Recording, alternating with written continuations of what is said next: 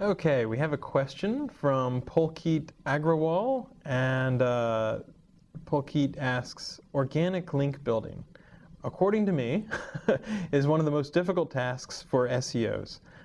Can you please list 5 effective ways of organic link building other than building great content?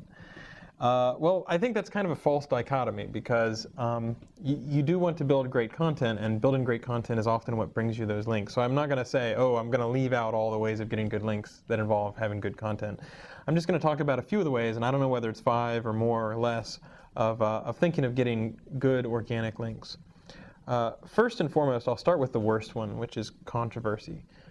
Controversy is, one of these hooks, one of these link bait ideas where no matter what you say, this person sucks, or you pick one company, or you pick one person that you hate, and you really pick on them. There's a few people that have made a profession out of hating everybody, which might do well for them, but boy, it's not always fun to hang out with them. So you can do that a little bit, but think of it more like the leavening or the spice that you do every so often. It can be fun to uncork a good rant whenever you're really frustrated because somebody's had bad customer service or something like that. But you don't always want to be going for the controversy, or you're like the boy who cried wolf. You're just always saying, look at me, I'm being loud, you have to pay a lot of attention to me. And over time, people will end up paying less attention to you. There are a lot softer ways to do that, whether it involves humor or bringing something original to the table. So I wouldn't rely on controversy all the time. One of the best ways to get links is to participate in the community. And I'm not talking about signing up and spamming a bunch of blogs or forums, but rather showing up, and a good example is answering questions. If you have something of worth, some value that you can add by saying, hey, you know what, I know the answer to this. This is how you configure htaccess to do a 301 redirect. Somebody appreciates that, and somebody will remember that you answered their question, and they'll be more willing and more receptive to link when you realize, oh, that's their site. They have a whole pile of interesting articles about how to do good things with 301 redirects or htaccess. So I think participating in the community, answering questions that help other people can be a big way to do it. Going back to what is building great content, but is still super important, original research. To this day, if somebody does even a little bit of work to dig into a subject, they're a lot more likely to get links. So one of my favorite examples is Danny Sullivan compared how well different webmail services were able to de-spam his inbox. And all he did was, for like a month or so, compared how much spam he got and what the false positive rate was. He got good data out of it, which he then blogged, and a lot of people linked to that. Just earlier today, for example, Google released Google Public DNS, which is a DNS server that anyone, anywhere around the world can use, so it's public for everyone. And there was a guy, manu-j.com, I believe, who, rather than just read and rehash the blog post, took it and tested out OpenDNS versus his ISP's DNS versus Google Public DNS. And he found out that we were especially good for international domains, where sometimes DNS resolvers are a little bit slower. Just that original research makes it that much more likely that I will link to him, he'll stick in my mind, all those sorts of things.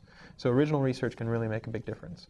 Newsletters, if you have people already coming to your blog, make it a little bit easier for that sort of information or article to show up in their inbox, because then that can drive traffic and drive conversions. Social media, participating on a forum or a blog is one thing, but then participating on Twitter or FriendFeed or Facebook can be another great way. Think about where people spend their time. If they spend 5 hours a day on Facebook, then maybe you should spend some of your time on Facebook, because getting to know those people can pay off in lots of ways, not just links. Maybe you get to present at a conference. I guarantee if you're doing a conference presentation, that's a great way to get links, because people will live blog it, they'll link to your website, all those sorts of things. Along with controversy, one of the weaker ones I consider is lists. So for example, if you go to Google and say, 50 ways to build backlinks, you will find those articles, right? And those things tend to get dug and linked to and all that sort of stuff. So they tend to get a little tiresome after a while. It's almost like the candy in your diet. You want to have a little bit of spinach and substance as well. But writing a few every so often is not such a bad thing. Good piece of advice, which I was talking about this question with my cameraman Wiz before this, get a blog. and establish yourself as an authority, right? There's no excuse for a company these days not to have a blog, and for most people to not have a blog, because you don't have to update them all the time, and if you want to, you can use Tumblr or Posterous or something where you don't have to maintain the software. But it's really not that hard to do. If you see a funny picture or something like that, you post it on your blog, you can get a lot of links very quickly.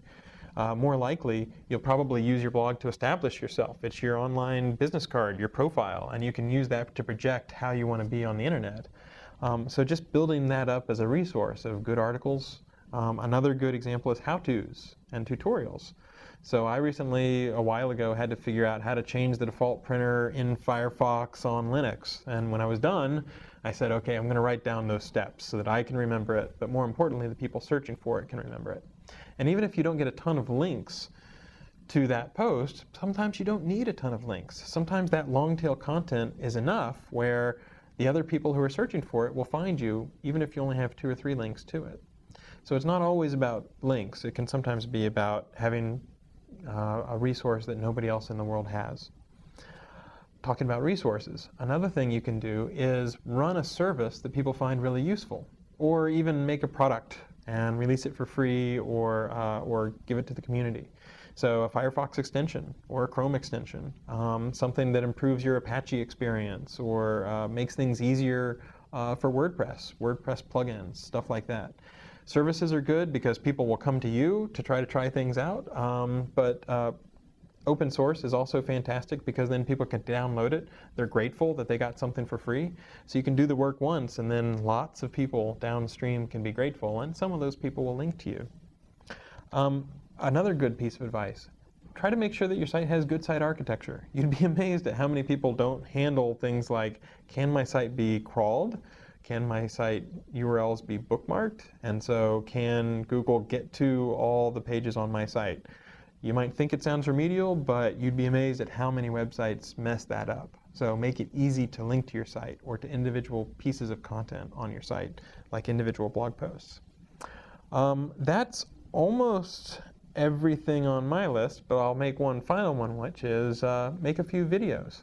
It turns out making videos can be a really easy way where you're just talking, but people can watch it at any point. They can get a lot of value out of it, and hopefully it's enjoyable. So you, again, do that work once, and then it's useful all the way down the line. So those are just a few tips, some different ways to try to build links. Not necessarily always content, but it can be really helpful, and it can be a good way to try to get some good links.